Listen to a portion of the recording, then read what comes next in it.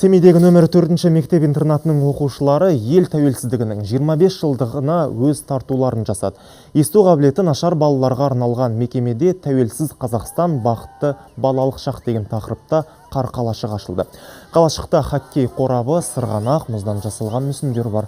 Балалар жүйрік қиялдарына ерік беріп, барыстың отбасын, Маша мен Аюды, Қошқар мен Мешінді қардан сомдаған.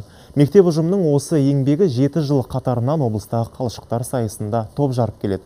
Мұның бәрі ерекше жүйемен оқытылатын мүмкіндігі шектеулі балалардың ой өрісін дамытып, шығармашылық қабілетін арттыруға көмектеседі дейді ұстаздар қауымы. Балалар өзі класстарында отырып осын суретке салады, эскиз жасайды. Сонан кейін барып оны мұғалімдер мен тәрбиешілермен осылай істейді. Енді балаларымыз далаға шығып кішкене ойнап күліп, жақсы азамат болса екен, Қазақстанның патриоты болса екен, елін, жерін, өз мектебін сүйсе екен деген жағдайда осы іс-шараны істеп жатырмыз.